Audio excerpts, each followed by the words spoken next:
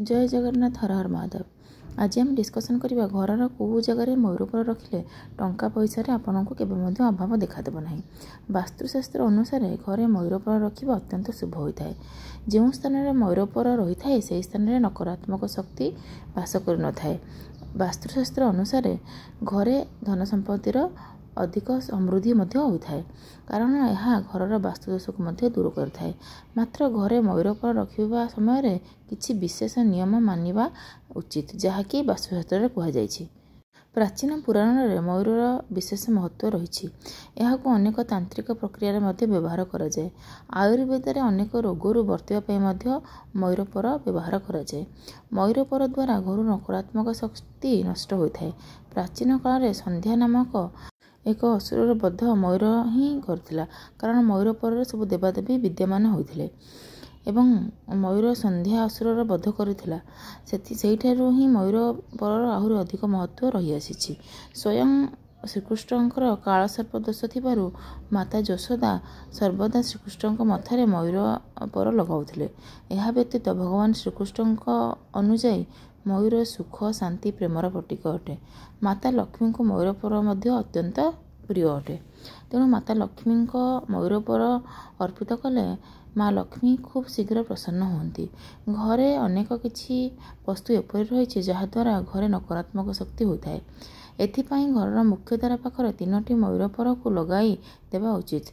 जदि घर सदस्यों उन्नति रे बाधा सृष्टि होउची बा आपण पाखे कालीबरटी थी आप जॉब पाऊना, आपण परीक्षा उत्तीर्ण हो जाउछंती किंतु तथापि से पोस्ट आपन को मिलूनी।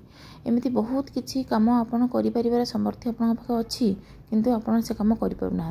ताहले आपण कोन करिवे, घर मुख्य द्वार 3टी मयूर चंद्रिका रखिले आपण घर समस्त प्रकार वास्तुदोष दूर हो जिवो।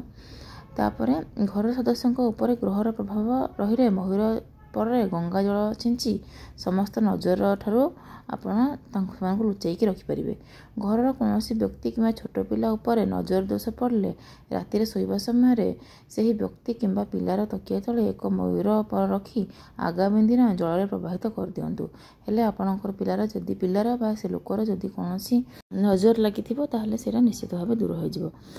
पाठ पढ़ारे मन न लगुले विद्यार्थी माने माता सरस्वती निकट में मयूरपर रखी प्रार्थना करेंगे। पर आगामी दिन निजे पुस्तक से मयूर चित्र को आप रखिपारे।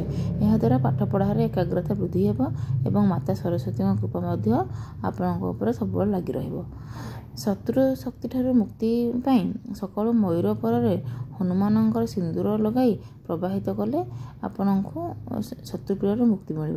माने आप हनुमान जी सिंदूर आणिक मयूर चंद्रिका लगे आप शत्रु विषय जहाँ भी भाविया कथा भावे छुटकारा पाया कथा आप भगवान को प्रार्थना करेंगे और ताकू जल प्रवाहित करदे आपंकर जहाँ भी शत्रुपीड़ा थी दूर हो। यह द्वारा शत्रुनाश होता है। जदि आपन बिजनेस ठप हो जाए, बिजनेस भल चलूनी, ताले आपन दुकान बा ऑफिस रे आपन कौन करेंगे, से ऑफिस रो जोड़ा दक्षिण पूर्व कोण सेठी आपन जदि मयूर चंद्रिका लगेबे ताहले आपनकर बिजनेसटा पुणी थे चलवाक लगे। तापर आपण घर जदि वास्तुदोष अच्छी आपण ऑफिस रे वास्तुदोष अच्छी कि आपनकर जो दुकान आपन चलाउछन सेठी वास्तुदोष अच्छी, ताहले ताकू दूर करने आपन कौन करेंगे, तार जो मेन एंट्रांस को क्लीन करी सेठी भगवान गणेशंकर मूर्ति स्थापन करेंगे एवं सेठी आपन मेन एंट्रांस रे मयूर चंद्रिका रखिए। आपन जेकोसी वास्तुदोष थी ताहा निश्चित रूपे दूर हो। आपन जीवन में जदि कौन प्रकार वास्तुदोष अच्छी कि कौन प्रकार एस्ट्रोलॉजिकल प्रॉब्लम अच्छी बा ग्रह दोष अच्छी, ताहले आपन जदि आपन पाखरे सब मयूर चंद्रिकाटी रखिए ताहले आपन जेकोसी दोषरू आपको निश्चित रूपे मुक्ति मिल। आपन को सब धनर अभाव लगी रोचे ताहले आपन घर जो सेफ अच्छी आपन जो ट्रेजरी अच्छी जो पैसा पत्र बा जो आप शून्य रूप रखुंट से बॉक्स रे जदि गोटे मयूर चंद्रिका आप रखिए ताहले आपन को केवे धनर अभाव रही। आपण को घर उपर जदि किए खराब दृष्टि पकाउछ ताहले आपन एंट्रांस जदि गोटे मयूर चंद्रिका बांधिबे मयूर चंद्रिकार पूरा माଳ करके आपण बांधि पारंती। एंट्रांस रे आपण दी डोर रे माने जो डोर दी साइड रे दीटा मयूर चंद्रिका मध्य रखि पारंती। एमती कले आपण घर को कौन प्रकार नजर लगिबो नाही।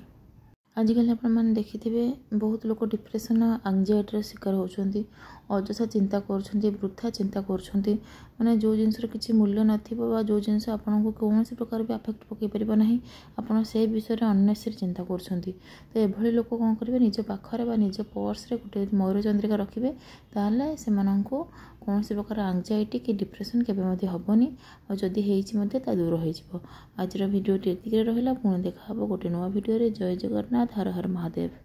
भिडियोटी भल लगे चैनल टी सब्सक्राइब करदे आप नुआ नुआ भिडियो देखिपारे। रही नमस्कार।